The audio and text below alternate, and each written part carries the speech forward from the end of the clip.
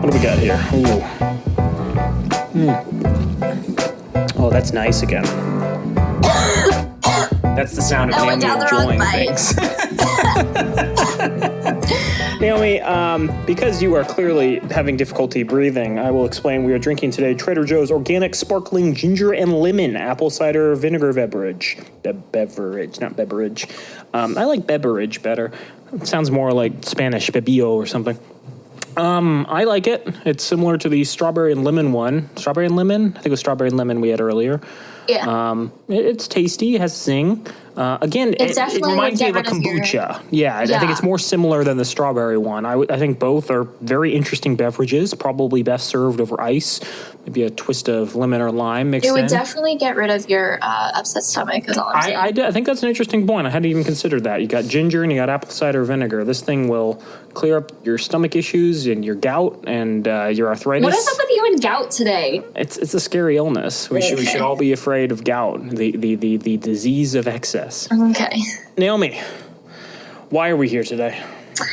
Well, we run a podcast. I'm just kidding. We run a podcast. It's called Date These Guys, by the way. It's a podcast about dating, love, sex, relationships, general topics that we kind of ramble about. Sometimes politics, sometimes Catholicism, sometimes fancy sports cars. To answer your question, we've never talked about fancy sports cars. This is a fancy sports car podcast now. I like the red ones. You know what? The red ones are great, but the yellow ones, even better. I think you're wrong, and I will fight you to the death to prove my point. So today we're talking about self-care. That's an interesting topic. Naomi, we allegedly talk about relationships at least some of the time. Why is what one does with themselves and what one's personal inclinations are so important to relationships? Well, you need to take care of yourself before you can take care of a relationship. And I say take care of a relationship because it is not your job to take care of your spouse unless they are sick and dying. Or it can be. I would say in most relationships, it should be equal contributions. Yes, but you are not their mother or their father or their You should not be their nurse maid. Or you should not be some weird Freudian issue they have that they're getting over. That could be a whole other episode. Yeah, so I think it's important to make sure you know how to de-stress in order to contribute your best side to a relationship. And even if you're not in a relationship, I think there's plenty of people who are single who are stressed out and unhappy and don't know how to take care of themselves. There's a lot of stress these days. The American Institute of Stress says that 33% of people at the moment report feeling extremely stressed. After 2020, I can't imagine why. 77% of people who experience stress have stress that affects their physical health. 73% of people have stress that impacts their mental health. 48% of people have trouble sleeping because of stress. And it impacts, Americans in all kinds of ways. The Global Organization for Stress reports that 75% of Americans experience moderate to high stress levels in the past month. Again, surprise, surprise. Stress is the number one health concern of high school students, and 80% of people feel stress at work. I can definitely sympathize with that. I completely understand where they're coming from. But then it also impacts, certain people more than others.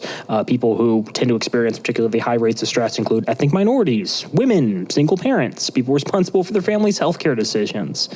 And then younger generations tend to feel more stressed than older generations. So singlecare.com had some statistics they polled. They interviewed a number of adults. I don't have the exact figures of how many they interviewed. But when asked to rate their stress level out of 10, U.S. adults responded in pretty drastically different ways. So older adults, out of 10, ranking how stressed you are, 1 being not stressed, 10 being super stressed, older adults said that they were 3.3. Baby boomers said that they were 4.0. Gen X people said they were 5.2. Millennials said they were 5.6. And Gen Z said they were 6.1. What a bunch of snowflakes, am I right? Yeah. Yeah. But no, I think that's interesting that there's such a drastic difference. One thing I'd like to see is how those stats change over time. So, when baby boomers were the age of millennials or they were the age of Gen Z people in their, teens, 20s, I want to know, how they felt. Well, there's so many different, variables that have, change the generation stress levels. Like back then you'd be like, oh, I'm so stressed, I have to work all summer to pay my college tuition.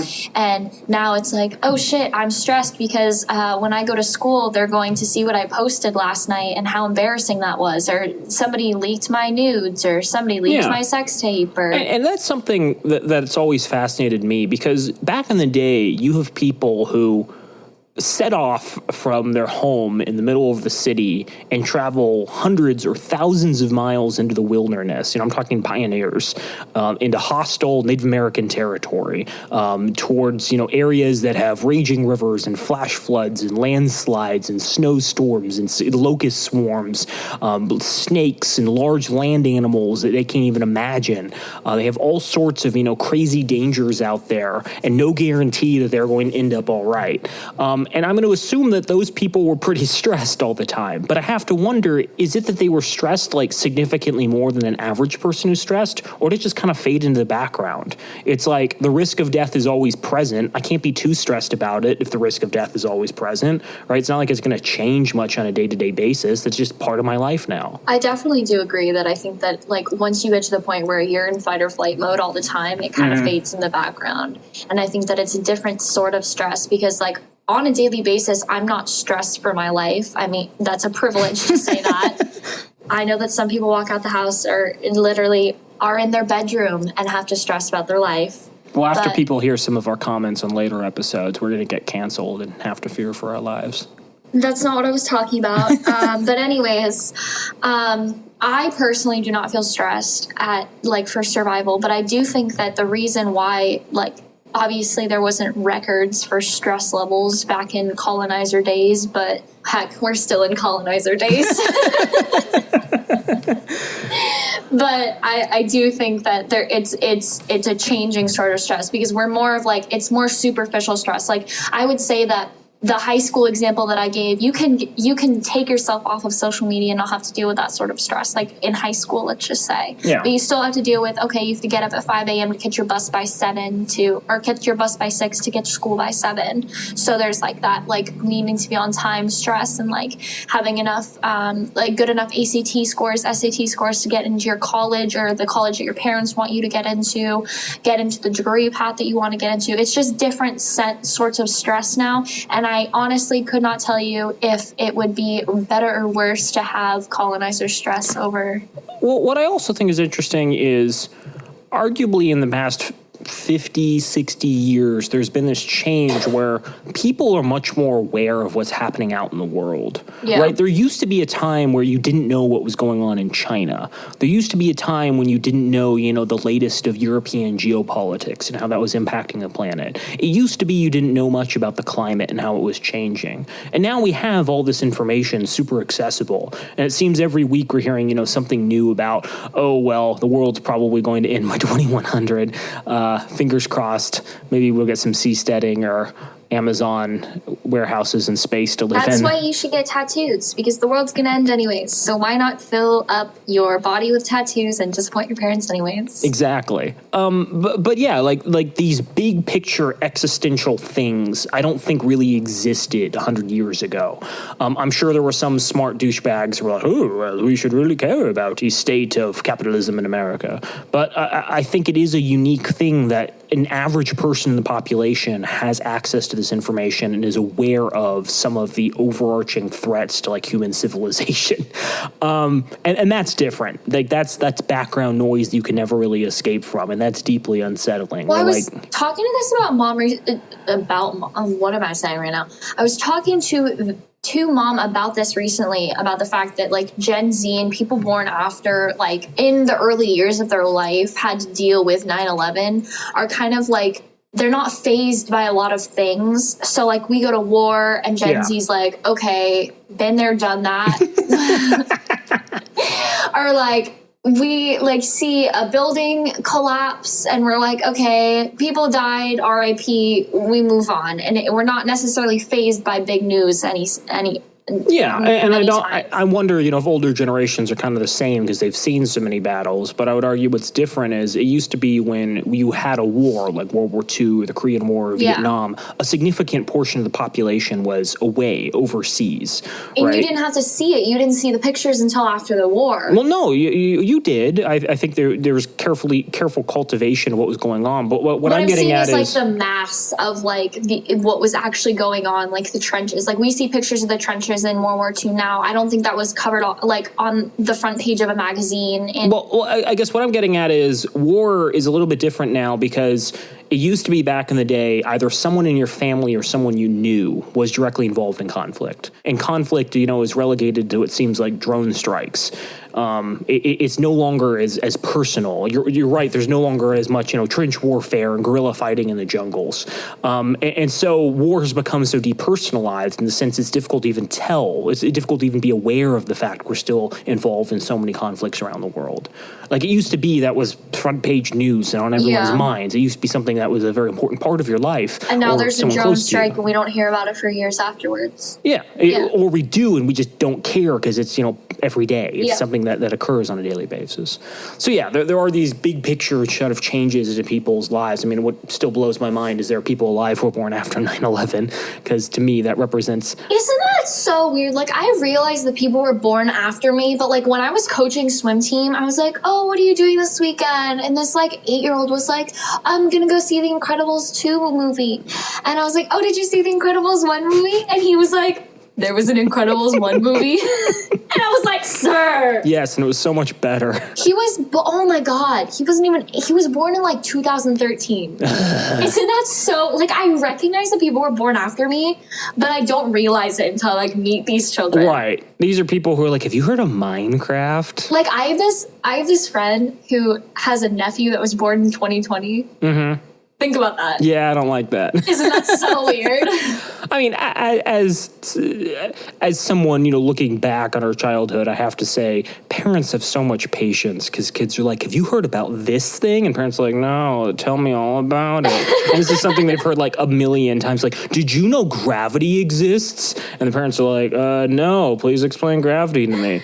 My God. Yeah. I mean, we've talked and said we weren't really interested in having kids, but I have a crazy amount of respect for parents who don't just throttle their kid. It must get so annoying hearing stuff you're already aware of. And it's fine if it's just like you have one, like it would be fine if you had like a couple of kids and you got like used to it after a while. But like imagine your first kid just pops out and is the most annoying fucking person. Like imagine you have like Calvin from Calvin and Hobbes as your child and he's like, did you know that the Stegosaurus is blah blah blah? You know what I mean? I want to be Calvin's dad. Calvin's dad always impressed me with his inflappable personality and awesome inaccurate science anecdotes.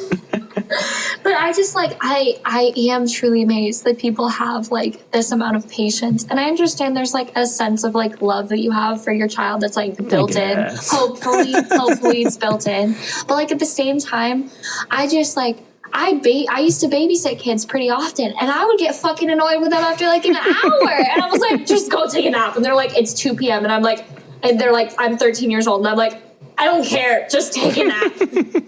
Here, have some Ambien. Okay, so I want to tie this back into our main topic theme. This is probably going to be part one of a 2-part episode. In the second part, we're actually going to explore some scientifically backed up principles for self-care, things to like regulate your stress levels, like actual practical advice. But I did kind of want to talk about in general, we're younger, we're hip, we're cool. One of us is. Damn. Thank you for the compliment, Naomi. Way to self-own yourself. But what do we do to manage stress in our day-to-day lives? What are things that we do that our friends, family, and fellow listeners might be able to take some inspiration from? Because I think it's easy to get caught up in this idea that your depression, your unhappiness is unique. Yeah. But I think often a lot of people are going through stressful situations at all times. And so it's helpful to know that there's other people dealing with this stuff and the techniques that they utilize. I want to take a step back and actually want to define self-care before we get into like what we do for self-care. Let's swing it. Oh, okay. Like we always do. Okay, fine. So this is a research-free podcast. Psychology Today defines self-care as the mindful taking of time to pay attention to you, not in a narcissistic way, but in a way that ensures that you are being cared for by you. So self-care is in all parts of your life: spiritual, physical, social, mental, and emotional. The Healthline says that a recent Harris poll reported that self-care isn't a priority for consumers because 44% believe self-care is only possible for people with enough time. About 35% believe self-care is only important for those with enough money. I hate that poll so much. It's like consumers, not human beings. Yeah. So like self-care for people who can spend money. I'm sure if we dug into that, it'd be like, and here's the business takeaways for that. Here's how you can monetize. Sell people facial scrubs and foot baths. That a lot of people just like think that that's what self-care is. It's like going to the spa or like getting your nails therapy done. Yes. Or just like spending copious amounts of money in order to like make yourself feel better, which like, yes, that could make you feel better. But personally, that does not make me feel any better if I spend $1,000 in a day and I'm like, oh God, okay. What are you spending $1,000 on? That was a very exaggerated and blow. Mm-hmm. You went to Dream Palace, didn't you? I don't like that. But I do think that a lot of people think that self-care is like this thing where you have to spend a copious amount of money and you can only do it if you have enough time and blah, blah, blah. But we are here to debunk that. Yes. And here are some ways that we ourselves self-care. I sleep.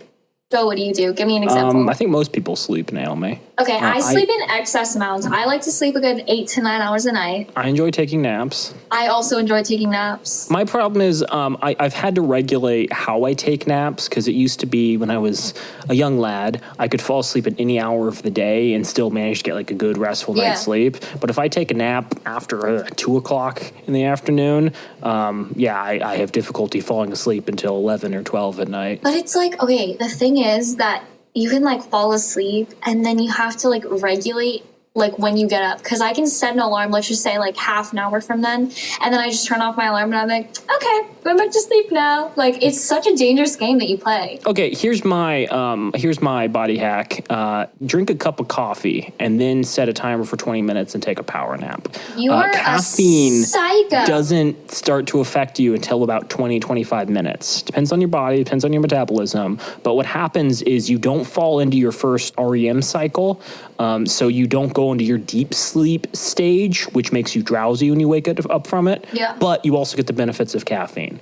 And I do that all the time, and boy, that makes me feel like $1,000,000. I keep having these like really lucid dreams about, like, for instance, I had a disagreement with a guy friend of mine about how I talk about cops in this dream. Mm-hmm. And like, you know how I feel about cops. And you love them. You've been on so many dates with them. Don't have me canceled on this podcast because of what you just said. But I was talking to him in this dream, and then I woke up and I was fully aware. I thought I was fully aware of the fact that we had had that conversation. Right. So I had a dream today, just today. I turned my alarm off, took a little nap after I turned my alarm off this morning when I got up for the day. And I had a dream that your close friend, Giselle, was in our kitchen making me a fruit salad. Nice. And she was talking about a crime podcast. Yep, that wasn't a dream, Naomi. That definitely happened. And I was just sitting there and I was like, did that actually happen?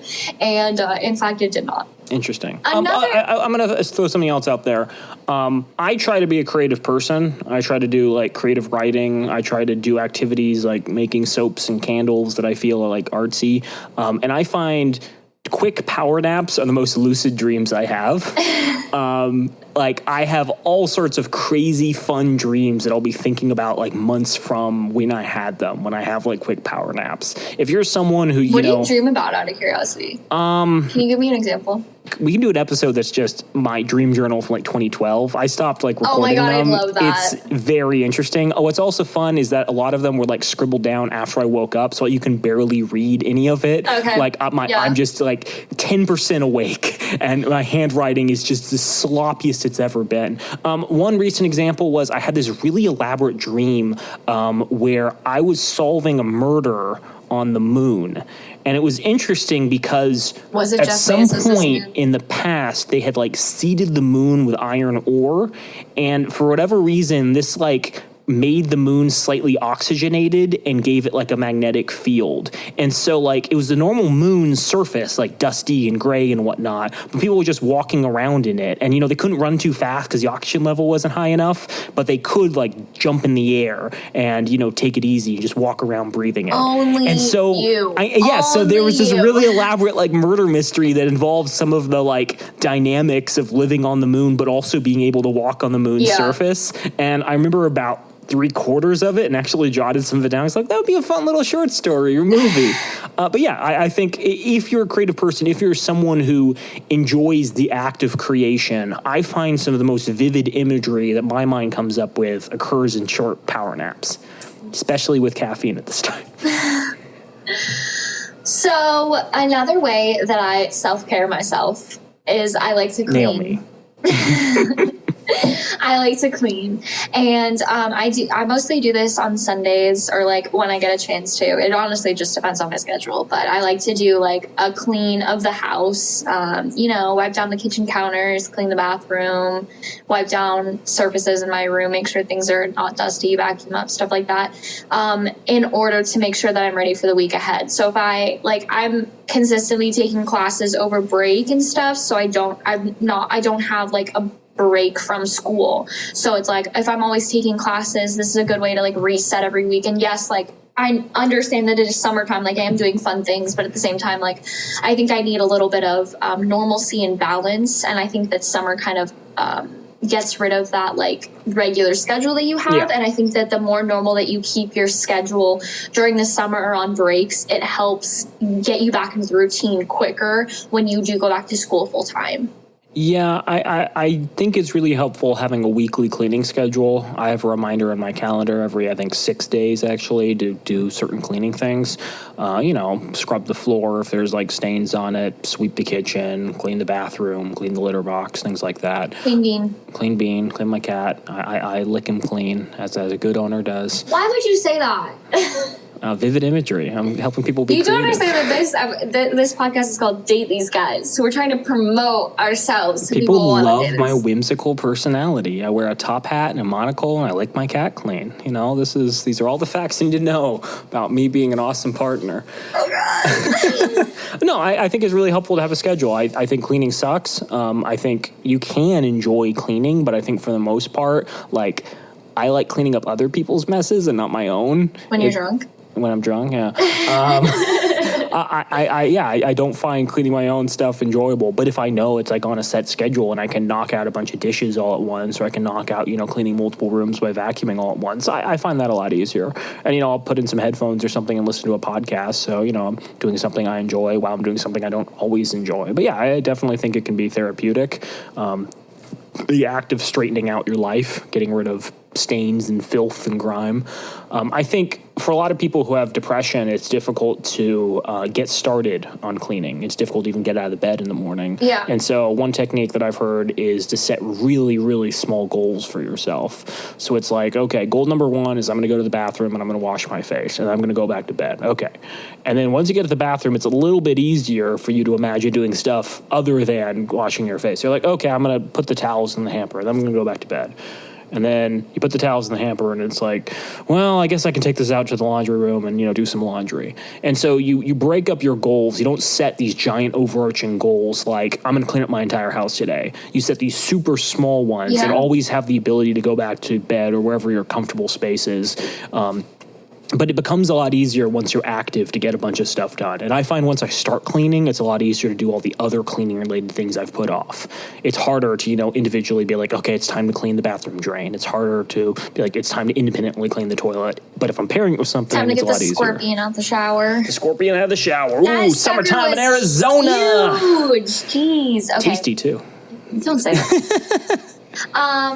I think that, I think I mentioned this before, but talking about, I know that addicts, for instance, they'll say like, oh, like I'll like drink tomorrow, or like, oh, I'll shoot up tomorrow or something. And it's kind of like this, like tomorrow never comes, in the sense of like you're putting off you have this goal and you're saying, okay, I'll do it tomorrow. And it's actually, now thinking about it, it's exactly opposite of what you're saying. But they put it off, and so they get closer and closer to their goal by putting off what they want to be doing. So I think that's, I just want to put that in there. The next thing you do for self-care is spending time with family and friends. And we are not saying that you need to spend time with your family, because a lot of people do not have the best relationships with their family. So that is I don't have a great relationship with my sister. That is a great way of self-caring, is by not spending time with your toxic family. We are not promoting spending time with people just to please them. We are promoting happiness and self-care and self-love. Spend time with your family and friends if you like your family and friends. If you don't like your family and friends, find a new family and friends. We'll be your family and friends. Put an ad on Craigslist. Be like... Don't put an ad on Craigslist. That's so sketchy. You see that Always Sunny episode where the main characters just want to hang out with some like fun guys, and so they post an ad. It's like, this is not a gay thing. We just want a bunch of cool, chill guys to hang out with. Sometimes take our shirts off. Again, this is not a gay thing. Everyone's been promoting It's Always Sunny in Philadelphia to me recently, and I'm like, homie, I've never watched it. I find it kind of chuckle-worthy. I've watched not a lot of episodes, maybe the equivalent of a full season out of like 14 seasons, different episodes from each. Yeah. Some of them are really funny topics. Others are like, I guess that's cute. One episode that I thought was really good, and I would recommend this. This is an interesting episode.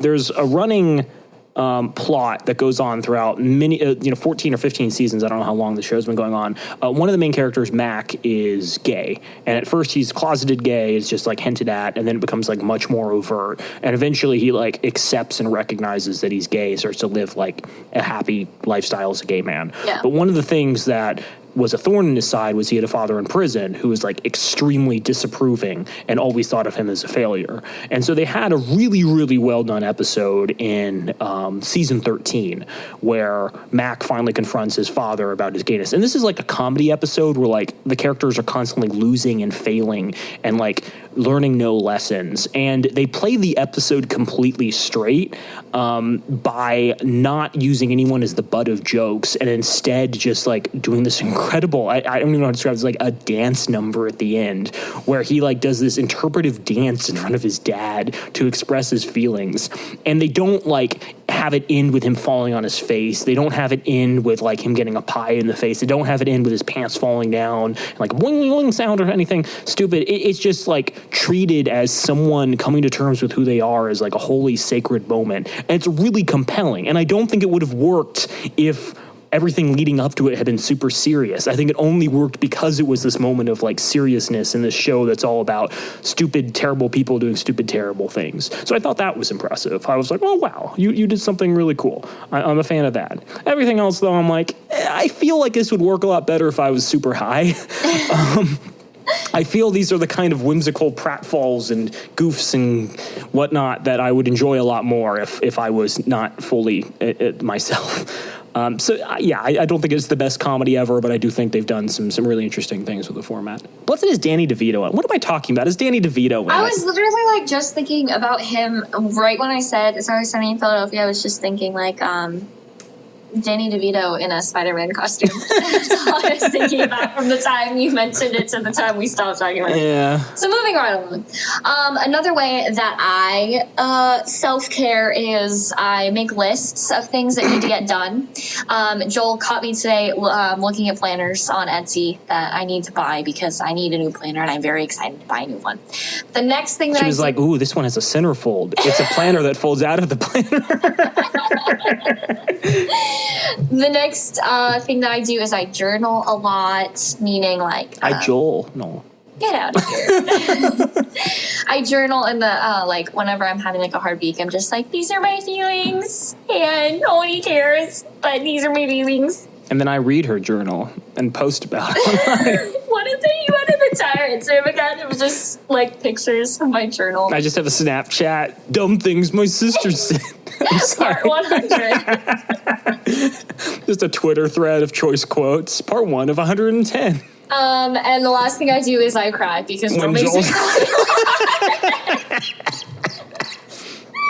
I'm sorry, do I pick on you too much? Joel, tell me about the things that you do to self-care. Is that everything you do to self-care? I think that's a good list. I think some of these are a little untraditional, like crying. I don't think crying's inherently a bad thing. I think if you're constantly breaking down, that might be cause for reflection. I told you about this. I had this like 3-week period in April where I literally just couldn't cry. Like I cried at, I couldn't cry. I cried at everything. So the thing was that like the stupidest shit would happen and I'd be like, I relate to that so much, and I would just cry. Well, let's see. Last time I cried was July 1999, maybe. This is not something I can closely relate to. 2013, maybe? Wait, why did you cry in 2013?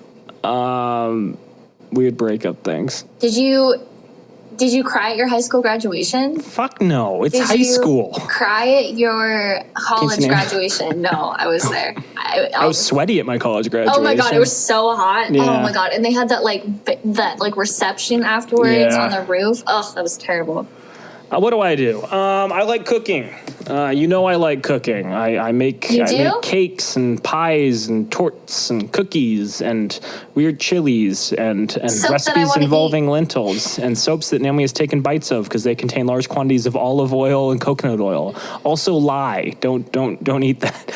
But yeah, I enjoy cooking. I'll say this, like a lot of the food I make is kind of improvisatory. It's me taking whatever random stuff I have in the fridge and throwing it together, which I find like is a cool exercise in creativity and like meal planning. The chili you made last week smelled really good. It was very good. You're welcome to have some. Thank you. At the same time, I do enjoy making like actual recipes for friends and family. I make cakes often for, friends and families, birthdays. I'll make cookies for events at work. I enjoy the act of creating food for people, and I enjoy watching people eat it.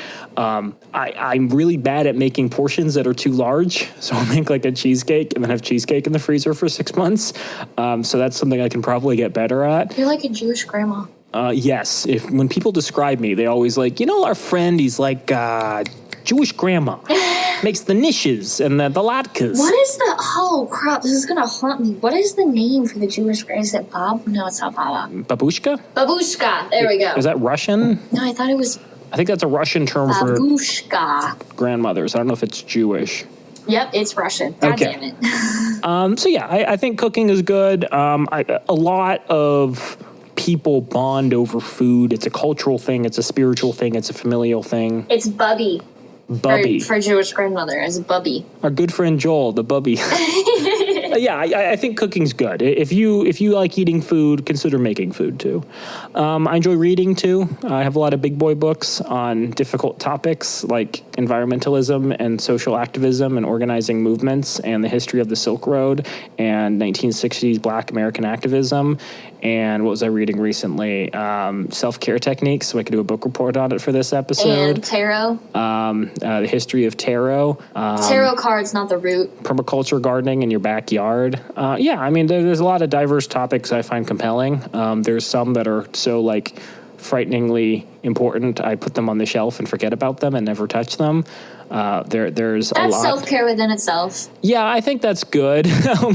There's a lot of stuff about environmentalism that you probably don't want to know.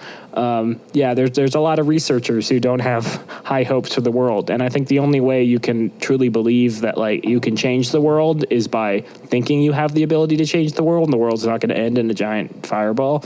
So it's important to be concerned about the state of things, but also recognize there's some stuff that like maybe you can't change. I don't know if that's the right articulation, but yeah, it's important to recognize you're not solely responsible for the state of the universe, if that makes any sense.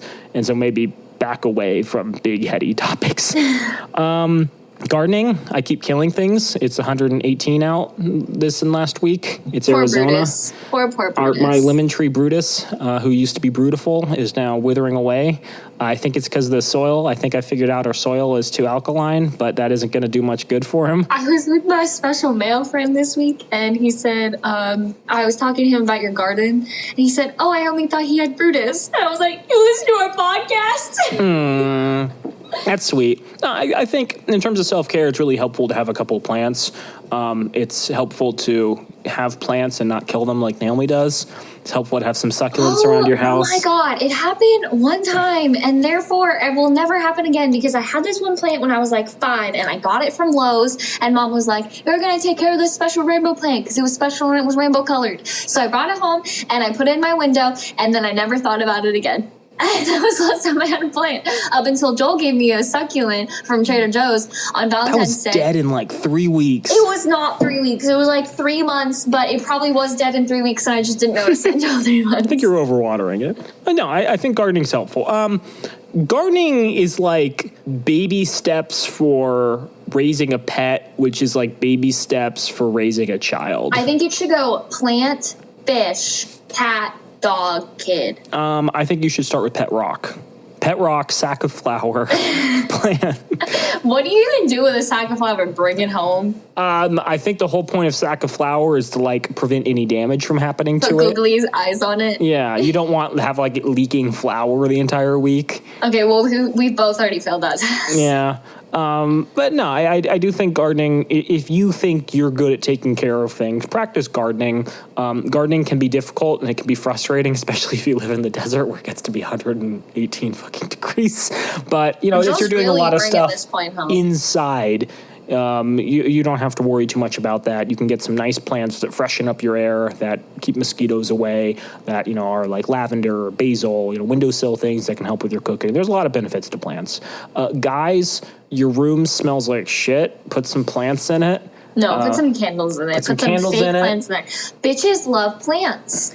And I need to drive this point. Guys like plants. Well, no, what I'm saying is, if a girl walks into it, in my experience talking to my female friends and people that identify as female in my friend group, they love when they walk into a male person's room and there are plants, or into their house and there are plants, because it shows that you can take care of something, and it shows that you can take care of them. Okay, scenario, you walk into a guy's room, there's a table with 25 Venus flytraps lined up on it. I'm leaving. Yeah, that seems like a turnoff. There is a point. I feel like he's like a cannibal and also might bomb something. I feel like that person might be a cannibal, but he also doesn't like the taste of blood. Baby steps. Anyways, so yeah, gardening's nice. Sleeping is nice. I crush naps, as we've mentioned. And then I also enjoy like building and crafting stuff. I am not big on TV or movies. I'll watch like a movie or TV show once in a while. I get Netflix like every 2 years, watch a season of something like BoJack Horseman, and then it's gone. Yeah, I find it difficult now to focus on like just sitting down and watching a movie or watching a TV series. If it's something I'm like really into, I'll, you know, binge it. But yeah, I enjoy creating more, and I think that very few people these days get to enjoy creating. You know, that's writing, that's building stuff around the yard. Like I've put up, you know, shades, cloths, and put together a bench, and now I'm making candles and soaps and other fun things. I think we should paint together. I recently discovered painting. Yeah. Naomi recently discovered painting and is only doing butts. It's a arousal. It's a statement. Art. Is it arousal art, or is it just like butts? There's a difference. No, like you can package it however you want. Literally, probably the easiest thing that you can do, because like faces are just very intricate, and like you could draw a back, but like what's a back without a butt? That's a really good point. I hadn't even considered that. You can do shoulders, but what are shoulders without boobs? Yeah, no, I think creating's good. Buying the stuff we've created is even better. If you want to truly prove you're loyal, go to our Etsy shop.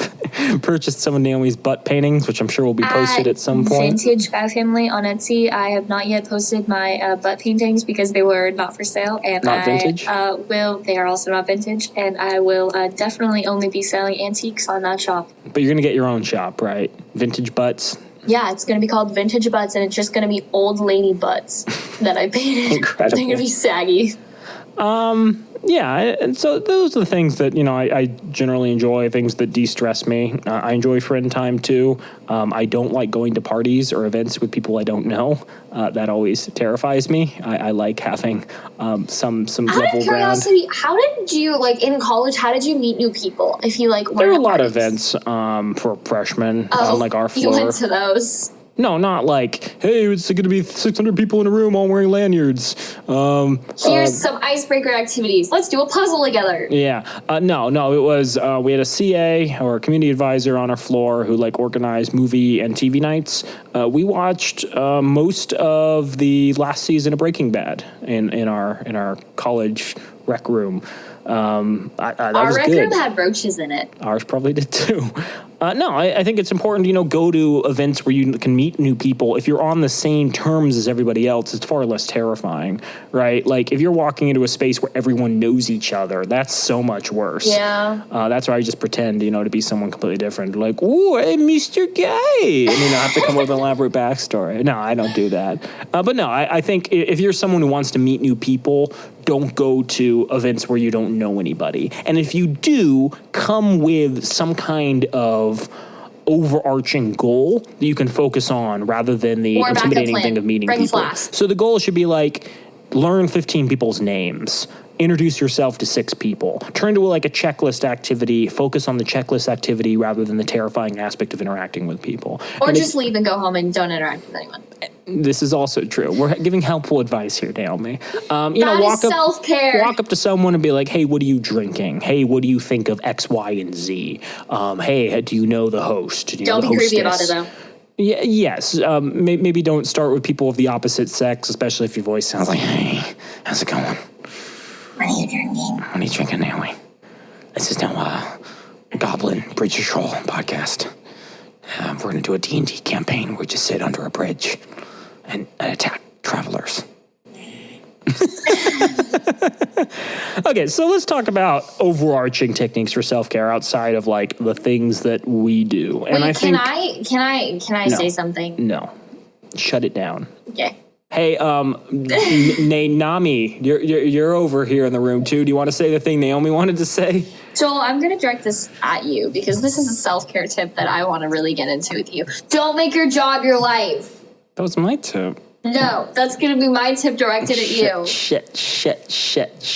Okay, so what inspired this was when we were first looking at this topic a couple of weeks ago. One of the things that was in the news that is probably very dated is Amazon was installing meditation chambers in its warehouses. These are meditation chambers roughly the size and shape of a porta potty. Name them. What are they named? Well, let's describe them. They're like little soundproof booths you can go into and cry and listen to music if you're getting super stressed at your job. Have an anxiety attack. Have an anxiety attack. And they call it the Amazon. And I feel this is horribly tone deaf and a great example of how companies don't actually address any of the underlying issues at the workplaces. Because Amazon warehouses are really shitty places to work. You make decent money, but they work you to the bone. Their entire business model is actually based off the idea they don't want people staying there long term. The ideal goal is to get people in and out anywhere between 8 and 16 months. Any longer, they're going to start demanding things, potentially unionize. They want to work people, extract as much value and labor from them, and then get them out of there before they become a problem. They actually just recently expanded their job opportunities. So like people that they no longer have to test for weed on drug tests. Mm-hmm. So more people can actually go and get a job there. Yeah, and I think they did that for that purpose of having... They need a bigger pool. Yeah, exactly. Yeah, so I think Naomi is driving home the point that I have multiple jobs and I kind of hate a lot of them. And what do you have, 3 now? Depends how we're counting. I have a main job that's full-time and then a couple of quote-unquote side hustles. They aren't side hustles. I think that fits the definition of side hustle. I think they're just extra jobs because I feel like side hustles are just like things that you actually enjoy doing, that you do to make money. I enjoy stripping on the weekends. Oh, we're not supposed to talk Dream about Palace. that? Dream Palace. No, I'm the one at Dream Palace who sneaks into the VIP lounge when people are drunk, and I get them to like sign waivers where I believe multiple people on the Dream Palace like Yelp page. This is a strip club in Tempe. If you haven't listened to one of our previous episodes, they will have you when you're super drunk fingerprint authorized transactions, like literally take a copy of your fingerprints with like a police fingerprint blotter, so that there's no way you can dispute the charges. And we're talking about charges charges of like $1,000, $3,000, $11,000, insane amounts. And they have, I want to say right now, it's a 1.5 star rating on Yelp. Just horrible customer reviews, constantly repeating the exact same things. It's terrifying. Yes, I don't work at Dream Palace. I don't think I'd enjoy stripping. I'd enjoy the attention. Maybe that's it. We don't mean to slut shame sex workers. It's pretty offensive. So don't make your job your life. I think there's a lot of people who think that if they just work harder, they'll get recognized and Mr. Boss Man will pat them on the back and promote them and give them no, that doesn't happen. I think we're seeing this interesting phenomenon now where there's a bunch of workers who are like, oh shit, my working conditions absolutely suck. I've been on unemployment for a while and now I recognize that like I don't have to put up with as much bullshit at the workforce. I have opportunities to shop around and I don't have to immediately settle for something. And that's terrifying for employers because employers have been accustomed to just like beating the shit out of people. But I think we're still going to see that in coming years where, people are forced to settle for shitty jobs. And yeah, don't do that. Don't give more time than you're paid for. Don't go in there with the expectation that you're going to derive value. I think some people can find value in doing a really good job in, nursing, education, helping the world in some way at a nonprofit. But I think for the most part, find your value with friends, family, whatever you want to do outside of the workforce. That's how you relieve stress. Get rid of the thing causing stress. On that subject, I would build up a side hustle. We were talking about side hustles. I work, I guess you could call it a side hustle. My mom and I run Vintage Guy Family on Etsy. I'm plugging my Etsy shop yet again on this podcast. We sell vintage and antique items. And but another thing that I do that I'm trying to push and create is more of like a creative outlet for myself, but also doing things that I enjoy. So like I mentioned before, I like making lists and I like planning things. So if you guys aren't familiar with Etsy, it's basically just like this, it's like a homemade eBay. That's how I like to describe it. And something that's really popular are printables. So basically what the printables that I would be providing is like planners or things like that, where you can literally just digitally download them and then print them out from your own house, and you would have them after you bought them. And that's something that I really enjoy creating because it's something that I'm really passionate about. Like I like making lists, I like making planners, and it also gives me a source of income on the side. And I think that's really valuable because you can have a sort of passive income that you can fall back on if necessary, if God forbid this happens again and there's another pandemic. What am I talking about? We're still in the middle of one, but you get my point. Would you like to touch on how terrible meditation rooms are? I think we kind of did. A little bit more? I think, work culture wants to brush over all the negative aspects of tight deadlines set by people who don't understand what's going on, people in positions of power, hiring and firing at will, people in positions of authority not respecting people who've been with the company a while and understand more about the situation than the person who just came in with an MBA. Work cultures which encourage heavy drinking or crude humor or things that certain, minority groups might not find enjoyable.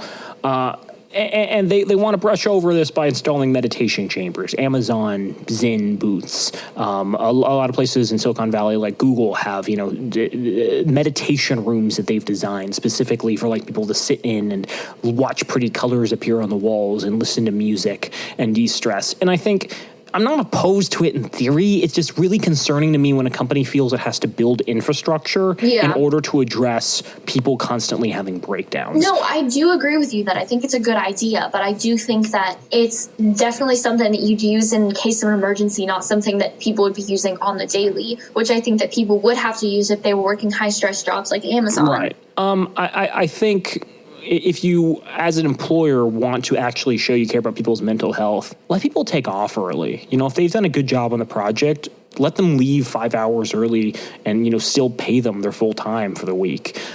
Pay for their mental health insurance coverage, pay for their fucking medical insurance coverage, make sure that they're both physically and mentally healthy, make sure that they, can enjoy life. Recognize them for their successes, throughout the year. Don't, have like an employee thing once a year. You bring in some like cold barbecue from some, shitty barbecue shop. When they're all vegans. When they're all vegans, yeah. Well, like really poorly prepared ribs and tasteless pinto beans and salsa verde with no tomatoes in it, just ketchup. I don't know. Ew, that's just I'm ketchup. spitballing. But I guess my point is constantly be reaffirming the value and contributions of your employees, because so many employers are suddenly realizing, oh shit, I run a restaurant and my employees are the ones who actually do the work, and I can't get any employees now, so now I have to close from like noon to 3 p.m. and can only open for a couple hours each day. I think that a lot of people don't understand, like, along with people not working because they are making more money on unemployment than they are making in the workplace, like at minimum wage job. On top of that, a lot of people don't recognize that we also lost 600,000 people in the United States in the pandemic. And I'm not saying all of them were working, were of working I think most age. were older. Like 450,000 of those were over the age of 65. But that's still a large amount of people to die in a single year. Well, I'd argue that's more of a change in consumers. That's 450, 600,000 people who are no longer consuming stuff. I would say that should actually decrease sales, if anything. I mean, I would argue it is more an issue of employees finally recognizing, due to the boon that was unemployment benefits, that they don't have to settle for less. And I think that's a positive thing that should be encouraged. That's how unions start. That's how people recognize as workers they have rights. That's how companies have to start paying more. All of these good things we want in workspaces. Because I think there are some jobs that will always naturally be shitty. If you're a firefighter in the middle of a forest, right now you're probably not doing so well. Also, Arizona still uses convicts as firefighters, so slave labor is really cool and definitely wasn't prevented by the 13th Amendment passing.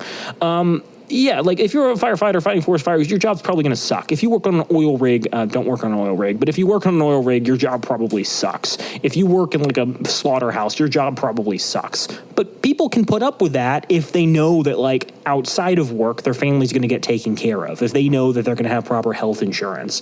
If they know that they're not going to starve and that they can afford to put some money away for savings and retire before they're 80 years old, right? Like you can make shitty jobs actually matter. You can make shitty jobs. It doesn't matter what they are. You can make them enjoyable and stress-free. You just have to like treat your employees with respect and give them what they're worth. So let's get off of the toxic capitalist rant that we were on just now, and let's talk about how people can take care of themselves in the workplace and in their lives. I'll start. Okay. Setting boundaries. This is professional, personal, or other. I do think that anyone in this room can take a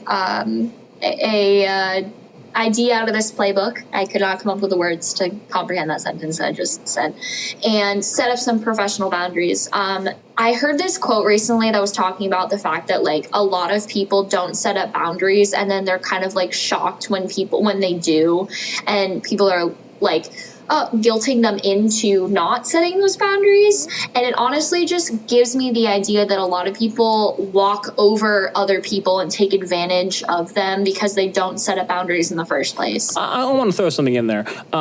Game designers do a lot of work developing games and trying to come up with like games that are fun to play. And one of the important parts of that is you want to make sure whatever game you're creating doesn't have one optimal strategy that allow you to always win, right? There shouldn't be one way where you're just like, oh, I'm going to, play this character and, use this technique. It's why, a game like tic-tac-toe is so unsatisfying, because if you start and you know what you're doing, you can win every time. Yeah. Right? So you need to design games that have, techniques to counter whatever people play as. Otherwise, they're going to use that technique every single time.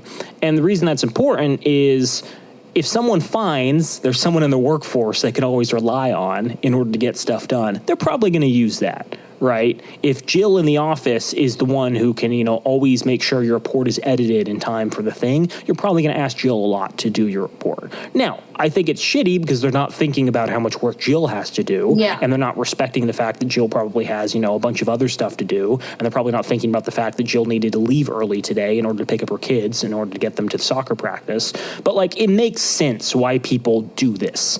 It's definitely something that needs to be combated in the workplace, but understand the reason people will continue to use you as a stepping stone, as, a means to an end of getting their work done is because it's a technique that's always worked. So as soon as you start pushing back, they're going to get really confused and probably angry because they're like, what are you talking about? You've always been the person that I could rely upon. What changed?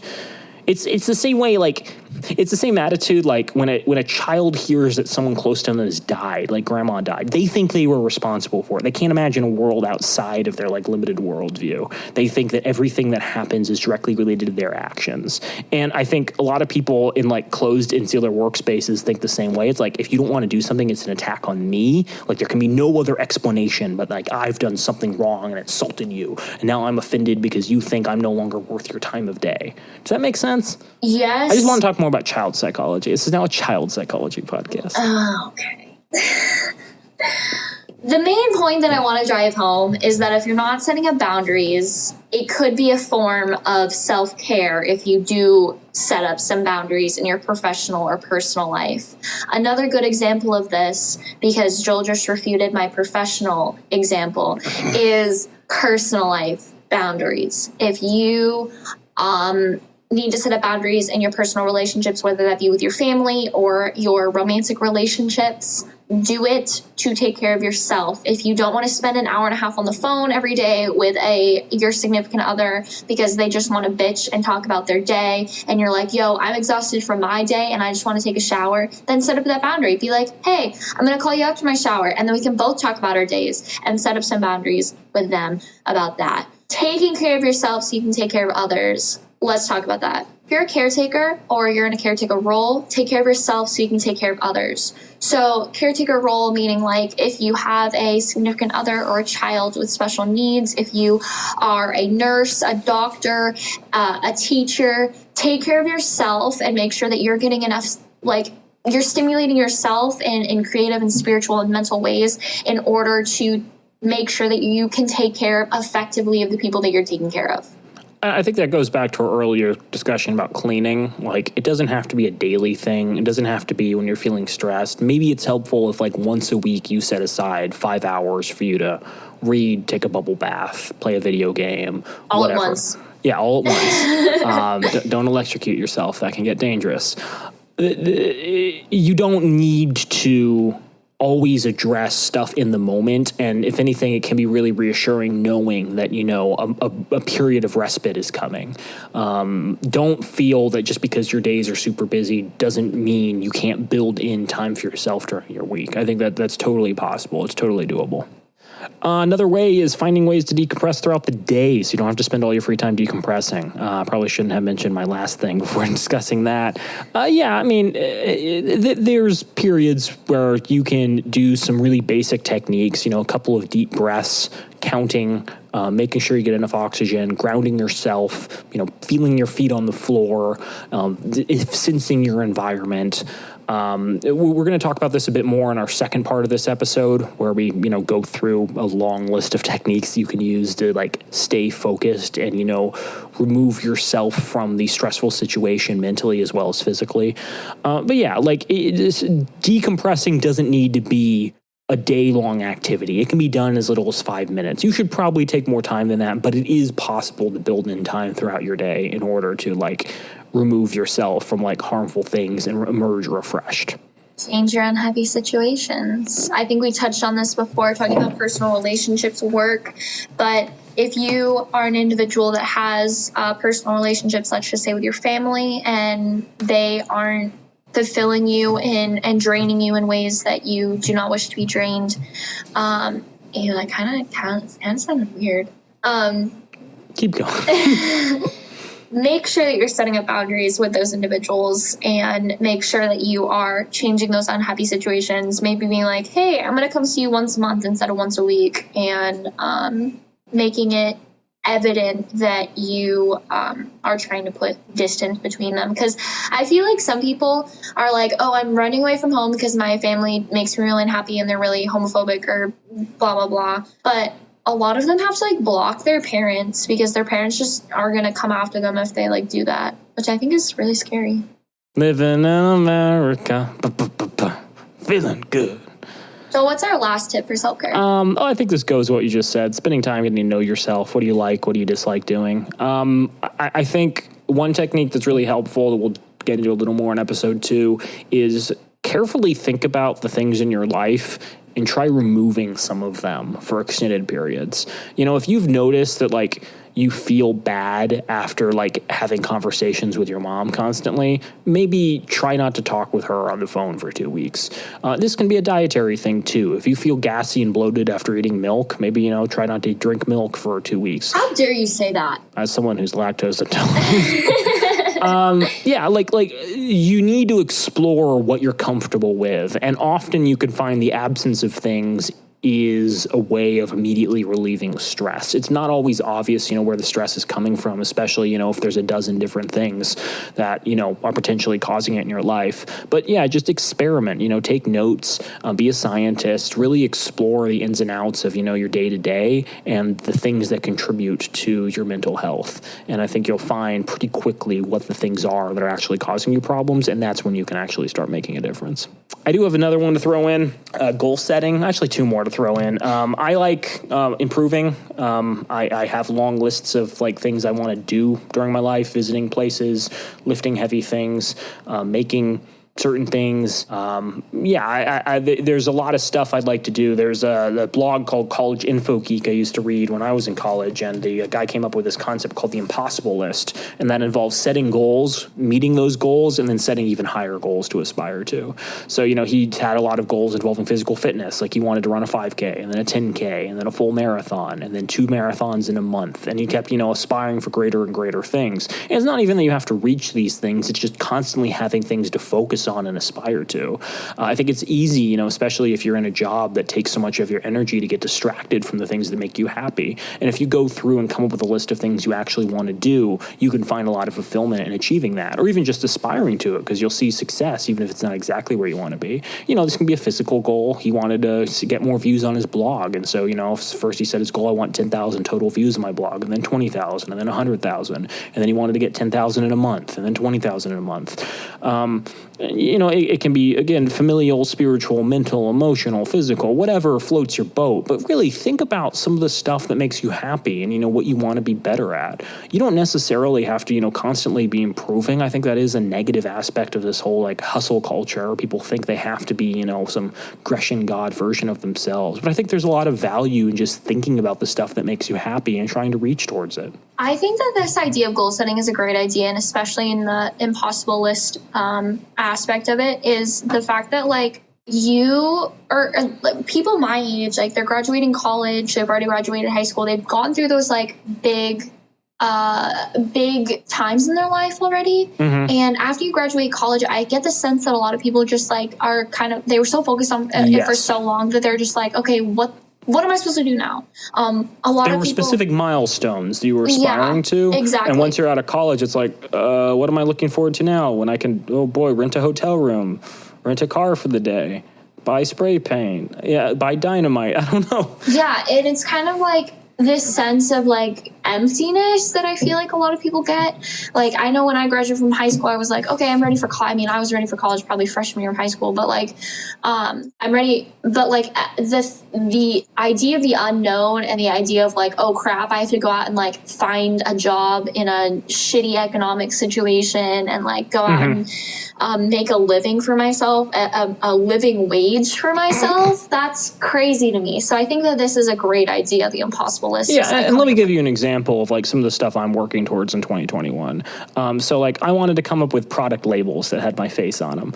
I wanted something I could slap. This was a goal that I achieved. Oh, okay. I'm saying that, you know, these are the things I set in 2020 to work towards in 2021. You said 2020 and I was thinking, oh, that was this year. Yeah, okay, I understand the confusion. Yeah, I wanted, you know, a cute little cartoon graphic I could slap on candles, baked goods, whatever, and I gave people. And when I hand that to people, their eyes just light up. They're like, oh, it's so cute. Is that you and your cat? And it's this cute little like 1920s kind of tonic style vintage, guys in suits like Dr. Pemberton's Miracle Cure. Which we or whatever. later found out, he showed it to our mom, and our mom showed us a ancestor of ours that looks exactly like him. That was it was so weird. But no, that was something I've wanted to do for a while, and I got that done this year, and a lot of people are enjoying that. I wanted to grow mushrooms. That's something I've been wanting to do for a while. I grew mushrooms. I wanted to travel out of Phoenix for the first time in a while, and I've done a couple of trips. I'm planning to go to Los Angeles in July to see some friends, and then in Europe in October, November,